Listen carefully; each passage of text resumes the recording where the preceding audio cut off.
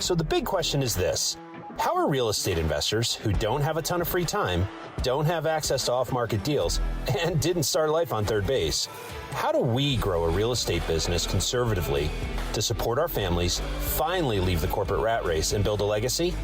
That is the question, and this podcast will give you the answers. I'm Ed Matthews, and this is Real Estate Underground. This is the Real Estate Underground podcast show number 70. Greetings and salutations, Real Estate Undergrounders. It's Ed Matthews again with the Real Estate Underground podcast. Today, I am joined by Chad McMahan. And Chad, if you don't know who he is the CEO of Giant Capital. He is also a realtor with about 25 years experience in the Sedona area. So if you are looking to buy your dream home in somewhere in the Sun Belt over in Arizona, that is, Chad is someone you definitely want to look up. He is also the co-owner and manager of the equity team.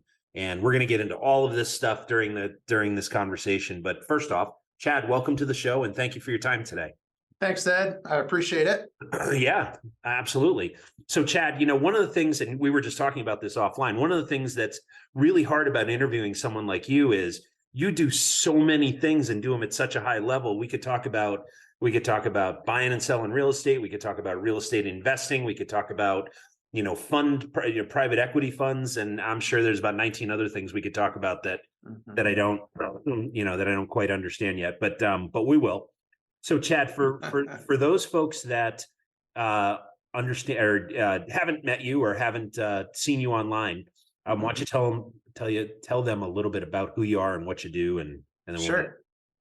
So I'm very passionate. In fact, I would even say I'm obsessed about real estate investing. And so that's been the case since somewhere in college. I went off to ASU in the Honors College, and somewhere in there, I just started to get the bug. I got the itch, and after college, I started investing kind of small time. So I was a very passionate and just both feet in the deep end with investing, and I was self-educating. So I was going to educational conferences and reading a ton of books and doing all that kind of stuff, reaching out, looking for mentors. And, I started with hard money and I started with seller carries because I had no money. I was, I didn't have any money at all. I didn't have any, I wasn't a trust fund kid or anything like that. So, I built up my net worth that way. And I got to the point where I could have,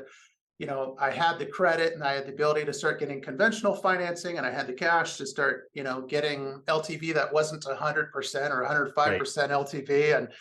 And so then I got into that and, maxed out what I was able to do with conventional banks, and I started doing non-conventional banks and just kept expanding.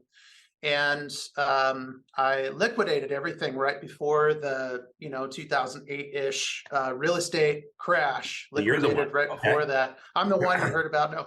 Yeah. And guy. Yeah, and I was honestly, it was kind of dumb luck because I was so stressed out. If I was going to just be an investor again, which someday I'm sure that'll happen, I would approach it differently. Sure. But it was so stressful because of the way I was running my investment business. It was successful, but it was stressful. And ultimately, I don't think it was worth the stress. So I liquidated everything. I got out of it. I took a break for a couple years, and I decided that I wanted to use everything I learned in that, got into the real estate business as a real estate agent, and become an investment specialized agent. And so I work with investors primarily that, luxury buyers and sellers. Yep. And so got into that, got really passionate, and have been doing investing plus real estate agent business. And then, formed along with two other general partners. It's myself as CEO, and then my other general partners are William Hamburg as the COO, and Mark Sterling as the CFO. And that's with Capital Giants. So that we just launched it. We've been spending quite a while kind of building up to it, creating the systems, getting everything lined up. But everything that we've been doing in syndication for years and highly successfully, we've rolled that into this now this fund. So the returns we're going to be getting are very reliable. They're proven over and over and over again with what we've already been doing. It's just that we've been doing syndications, and now we're going to do it within the fund, and we're going to just rinse and repeat with copy and paste, rinse and repeat with what we've been doing.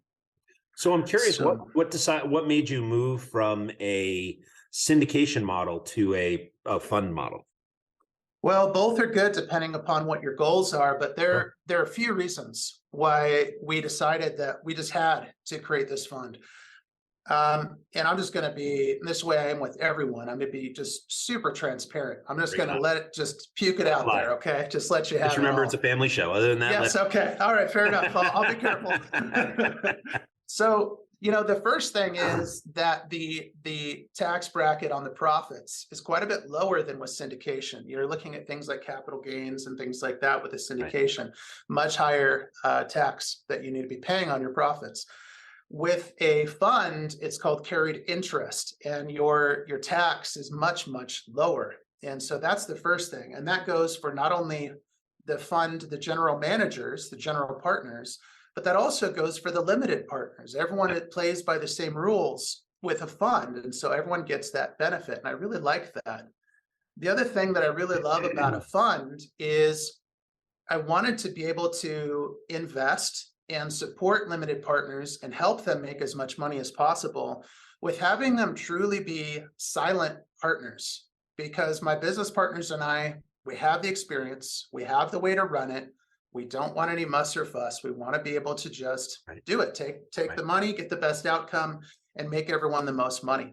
With syndication, legally speaking, you're open to things like hostile takeovers. If you get someone that's having a really bad month, they can make everything terrible and become a nightmare for everybody.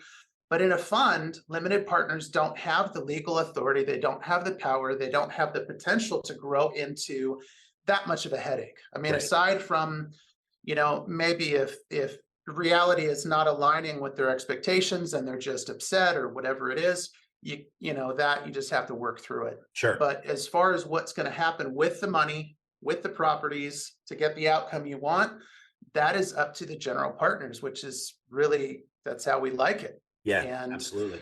We have the experience and the ability and the network to really kick butt, to really get it done. And so we love that. We are hungry for that. Yep. And that's what we want. The other thing that I really love about the fund versus syndication is its diversification. You're putting all these properties into the fund, and limited partners benefit from everything. And then another thing that really sticks out in my mind and in my heart is our vision statement. Our vision for this fund is twofold. It's to benefit the neighborhood and the communities where we invest. And we do that in a lot of very profound ways. But the other thing is that there's a part of our general partner profits, not the limited partner profits, but the three of us that are general, the fund managers. Part of our profits goes towards planting trees, where they're needed most in the world, because we're human beings, we're making a really nasty imprint upon this world that we live in. And that's a way that we can give back as well. Yeah. Well, the trees are our air filter. So thank you for that. I appreciate it. On behalf of all beings who actually need oxygen to survive. Yes. We are grateful. So thank you for that. That's good. So, one of the things you just said kind of really resonates with me as well. And that is, I'm in the multifamily space as well. And, one of the things I jokingly tell people is we buy, so I'm a value-added C player, right? I'm a Class C building player. And so, a lot of the work we do locally here in Connecticut is we buy crappy apartment buildings from landlords who really aren't that good at their jobs, right? Yeah. And, the goal is immediately make them clean and safe, upgrade the common areas, and then over the course of time, upgrade every single unit, brand new kitchens, brand new bathrooms, new floors, new lighting, new everything, right? And, the idea being that, first off, there's an ethos to that, right? And, I think that property owners get a bad rap in a lot of cases.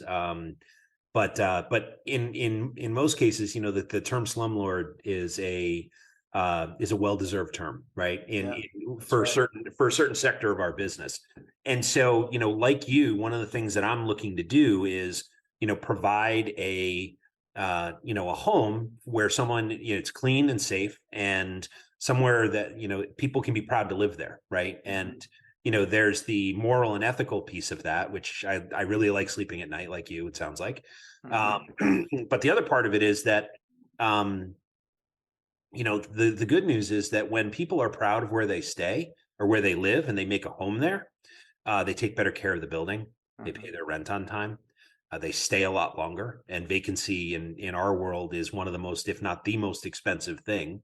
And so, there's a whole ethos around, doing it right. And so, when I hear you say benefiting the neighborhood, and, I think of another term that, a friend of mine, Rich Brown, talks about, giving rise to communities. And, it makes it really, first off, it feels like it's the right thing to do, and you're doing well by doing the right thing, which is doesn't happen a lot in this world. So it's something to be admirable. And anyway, I'll hop off my soapbox, but the fact is that I appreciate and respect when I meet, an operator like you, who's not only committed to serving his or her investors and providing a return, and in most cases, sounds like in your case, it's a superior return, but also, doing right by the folks that actually live in your buildings as well. Yeah, back at you, and well said. Absolutely.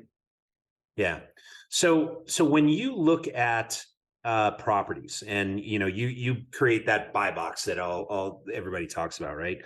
So what does that look like in your world? And let's start at the geography first. Okay. How do you pick a target market, and then we'll drill down into the buildings? Good. So our investment thesis is multifamily long-term rental properties that are in Arizona. Okay. Not always, but typically they're going to be anywhere from 10 to 100 units. Okay.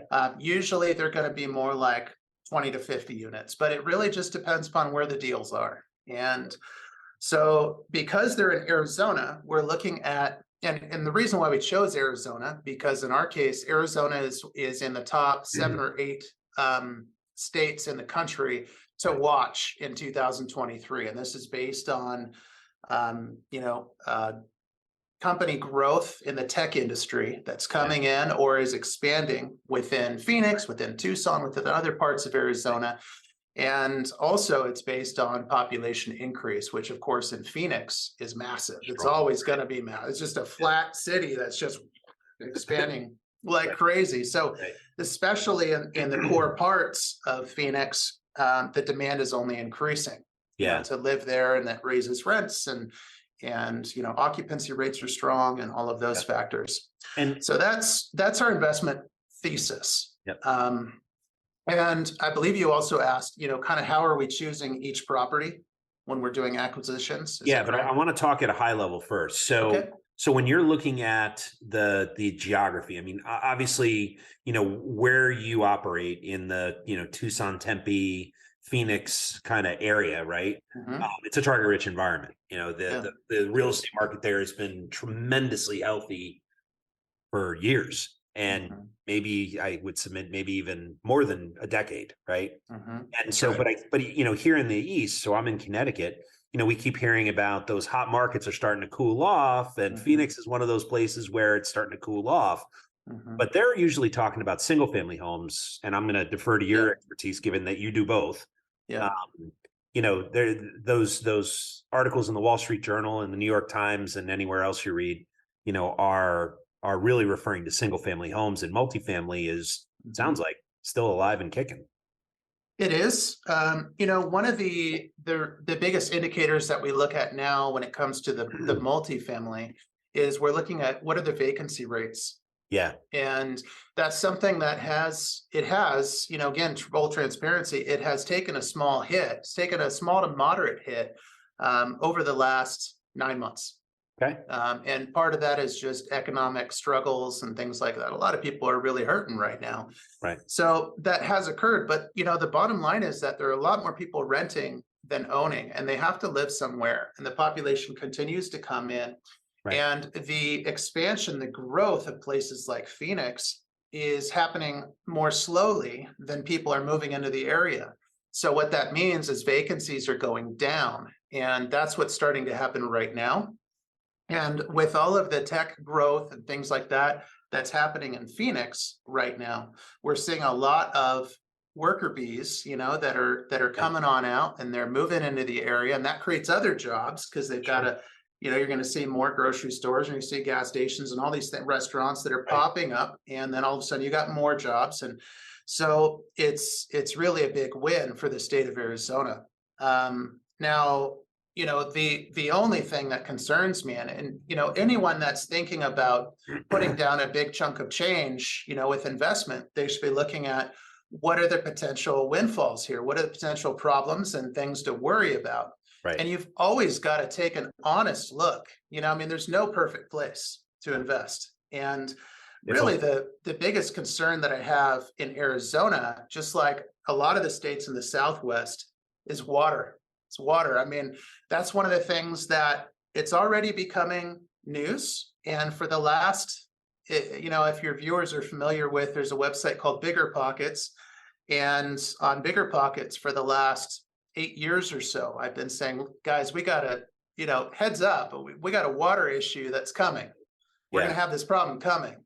And we're going to see this problem in 5 or 10 years. It's going to be significant. So just be aware. It'll be solved somehow, but it's going to impact things like real estate. Right. And here we are. And now it's becoming national news, and it's really going to become national news over the next 2 years. I mean, it's now. The time is now. So we're seeing problems that California has been having and some of the other states. So anyway, it's important to just be aware of these things. It doesn't mean don't invest in Arizona, but it means that you have to buy properties in Arizona where you're considering that factor and how much that's going to impact that investment. Indeed. And for our fund, we are doing a 5-year exit. Our fund life is short. It's just a 5-year fund life. And for viewers that don't know what that means, that just means that we're going to sell everything that's invested within the fund within 5 years. So I feel highly confident with a 5-year fund life. But if this was a 20-year fund life, I would be concerned. Yeah. I'd be concerned about that. And I would probably choose a different state, to be honest, or I would choose maybe short-term rentals in Sedona instead, because Sedona has an independent water aquifer, underground aquifer, that has a 500-year plus life of water. So Sedona is insulated from the Arizona and Southwest problem of water. Really? So it's just really important for your viewers to just consider these things and make sure that whether you invest in syndication, invest personally, invest through your trust, invest through a fund, whatever it is, that's part of your due diligence before you pull the trigger on something, that you want to just make sure that you're protected up until your exit.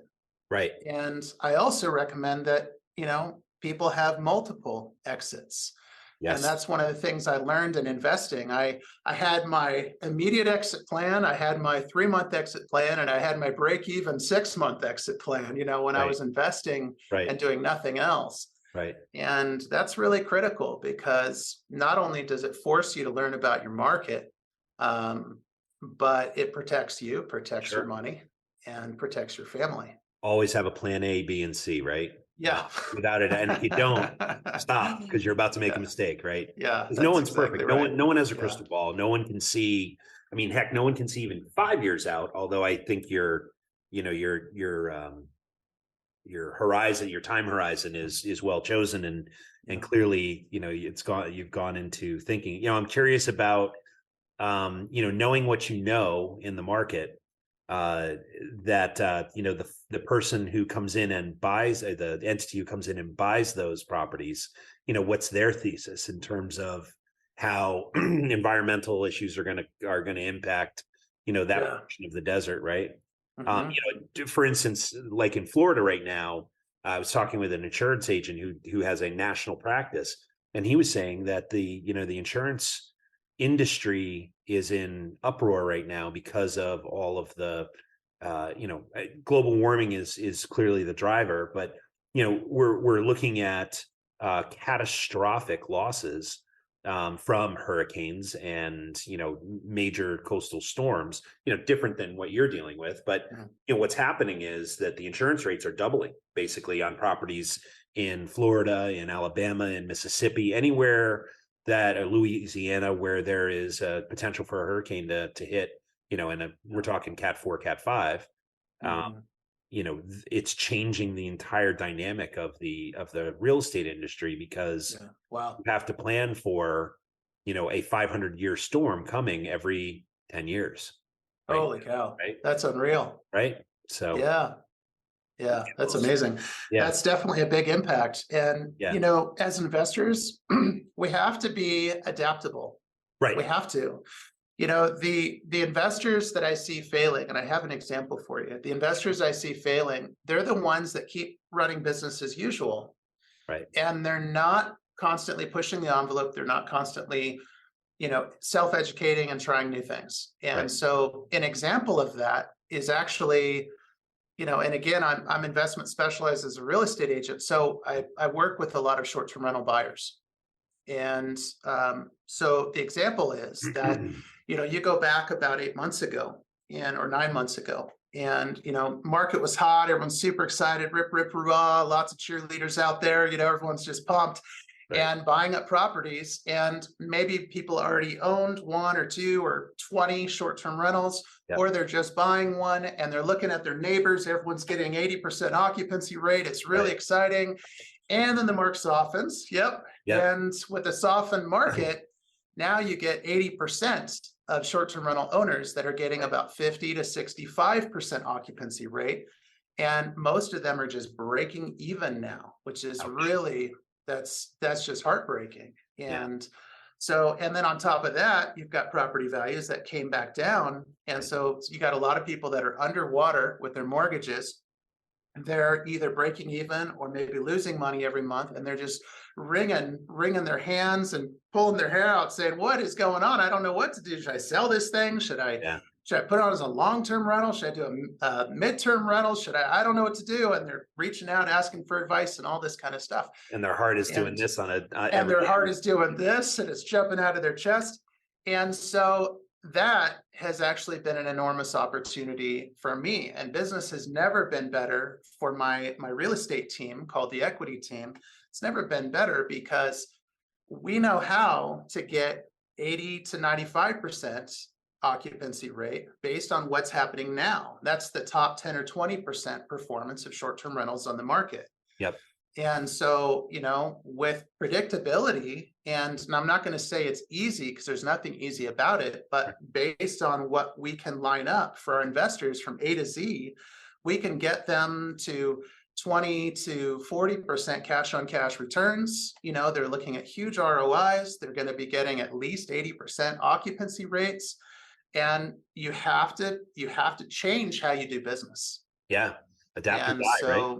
And my heart really goes out to a lot of there's so many short-term rental owners right now that are failing, and they're super smart people, and they're struggling and they're failing. So, I'm one of those guys that's always saying, hey, look, reach out to me, no strings. If I can help you, if I can consult for you and give you a kick in the pants to help you increase your occupancy 20%, then I want to do that for you. Right. Yeah. Serve the community. Right. And that'll come back to you. For sure. They're going to want to buy another one, or they may sell at some point. And that's right. First phone call. So that's an easy give, right? Absolutely. Yeah. So in terms of, so what I'm hearing is no matter what you read in the Wall Street Journal, it's time to buy in Sedona. That's what I'm hearing. If you do it right. Yeah. Do it right. If you do it right. Well, I'll be on a plane this weekend. I'll see you Saturday afternoon. Fantastic. Sounds good. I look forward to it. We'll go have some appetizers and drink some wine. It'll be good. Oh, beautiful. I'll buy. That's fine. Sounds good. So Chad, it's really interesting. You've got your hand in, three different asset classes, right? In terms of single family homes that people are buying, to live in, right? You've got multifamily and you've got, the short-term rentals This is the part where I ask you, tell me who your favorite child is. So if you were to do it over, knowing what you know over the next, 5-10 years, where is the smart money in your market being placed? What are reasonable expectations to expect? So I've got a two-part answer for you. Yeah, it's such a good question. It's a two-parter. I've got two answers for you. So the first thing is, with a fund, this is another reason why I love funds, is we're actually going to have our cake and eat it too, because we're going to do this first fund. And then once we have our max investment money in, we're going to close that fund. No one else can put even another penny in. Even the other investors, if they say, Chad, I want to put in $1 million, they're not going to be able to. It's like locked. Yep. And once we get to the point where we have spent that money and purchased the properties and then developed those properties to max them out, we're going to start fund number two. And fund number two won't be the same. It's going to be, right now, honestly, we haven't decided, so I'm not even going to throw it out, but there are about 3 or 4 different things it may be, depending upon what's going on in the market at that time. So for now, multifamily long-term rentals, we chose that because the risk is the lowest for our limited partners. That's why we chose that. Yep. We know we can get great returns, and it's much less volatile than short-term rentals. Even though I'm consistently getting these crazy, amazing returns for my clients and for my own short-term rentals that are in the Sedona area, that is a volatile market compared to multifamily market. Yeah. And, there's no projection or forecast for laws to change where people can't rent out long-term rentals in multifamily. I mean, there's such a need for that. Right. And there's no debate on that, but there is a lot of debate on short-term rentals, and we have a lot of markets that are starting to restrict more and more. You have some states, not in Arizona, but you have some states that are saying, look, local municipalities can decide. And for example, parts of Colorado are just saying, nope, no more, no short-term rentals, not going to do it. And they're just shutting it off. Arizona, fortunately, is short-term rental friendly. And that's a beautiful thing. So that's the first thing. Okay. The other thing I would say is, I am obviously a fan of the short-term rental market. It's really good money. And I would say that, you hear it both ways, but based on what's happening with interest rates and what the forecast is for 2023 with interest rates, they are expected to come back down by the end of the year. Yep. Which is going to be a huge factor for increasing property values, as well as buyer activity. Yep. And even though we just had a bump in interest rates for the last 2 months, I've been noticing significant increase in buyer activity. I've been seeing a lot more buyers, buyer cash, and I've been seeing a lot more buyer courage.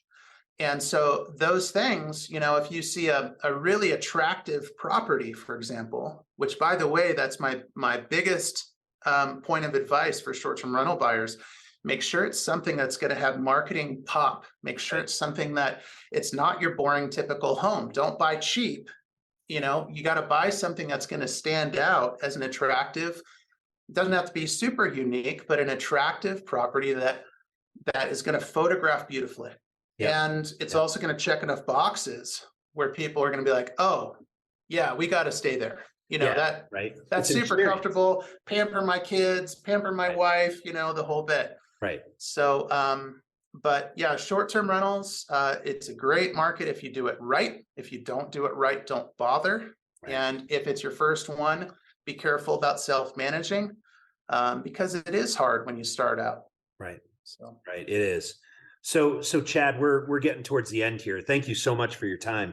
I'm curious, I know you're from Southern California. My dad lives in San Clemente. I wanted to mention that. So sure. My kids have always wanted to go to the surf school that's there. And when you're not slinging real estate in some way, shape, or form, or investing in it, what do you like to do with your family? Yeah. Well, I mean, this weekend, I'm actually my two sons and my wife, we're going to go out and play in the snow in the mountains. So if it's wintertime, we like to go where the snow is. Yeah. If it's not snowy, we like to go wild crafting. And even though Arizona is technically desert, there's tons of stuff out there if you know what you're doing.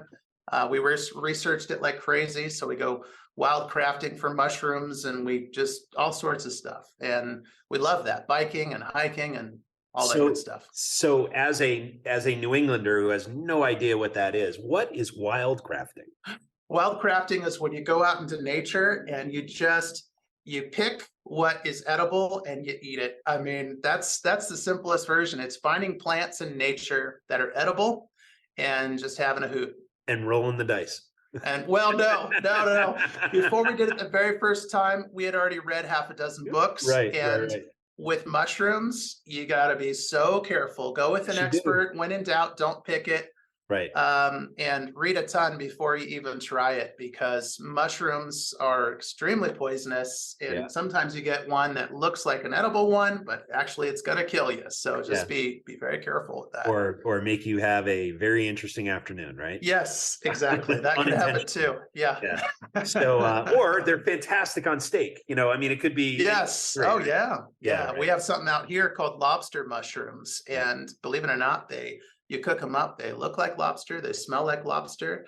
They've got like this lobster nutty flavor. It's the most amazing thing. And so my kids and I really love hunting for those. Oh, that's cool. Yeah. A friend of mine, one of my neighbors in Rhode Island, he grows pigweed. And so he's a vegetarian, and he grills this weed, and hand to God, it smells like bacon.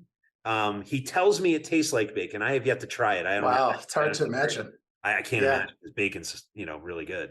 But the fact is that, he, and, the other part of it is, some of it has grown onto my lawn, which I'm fine with because my dogs love it. So, I don't know. That's a good sign right there. That's a good indicator. Yeah. So maybe the humans should try it. He's been trying to send some over, throw it in a box, and I will and mail it out to me. I want to have some. Throw it on some nitrogen and cold nitrogen, and yes, right. So it's nice and good. Fresh when it gets there. All right, cool. Yeah, hey Chad, thank you very much. I've really enjoyed this. I've learned a lot, and I'm grateful. I'm sure our audience has as well. If people want to learn more about you as a realtor, or about Capital Giants or the equity team, what's the best way to get a hold of you and learn more about you? Well, probably the best way to learn more about us is if it's, single family, short-term rentals, or other investment in the Sedona area, go to our YouTube channel and they can search for Equity Team AZ and they'll be able to find it. Okay. And if they're interested in the fund, they can either go to capitalgiants.com, which is one of the best ways to learn more about us. And there's contact info on there, capitalgiants.com. Yep. Or, people can call me as well, but all the phone numbers and stuff like that, it's on the sites, and the YouTube channel will give, all the Sedona details as well. All right. Fantastic. Well, Chad McMahan of Capital Giants et al. I was going to list all your titles, but that's a lot. We'd be here for another 5 minutes.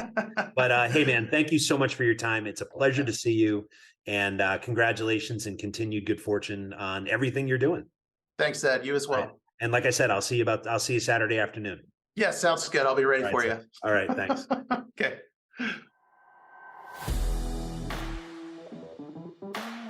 This has been the Real Estate Underground podcast, a Clark Street Capital presentation.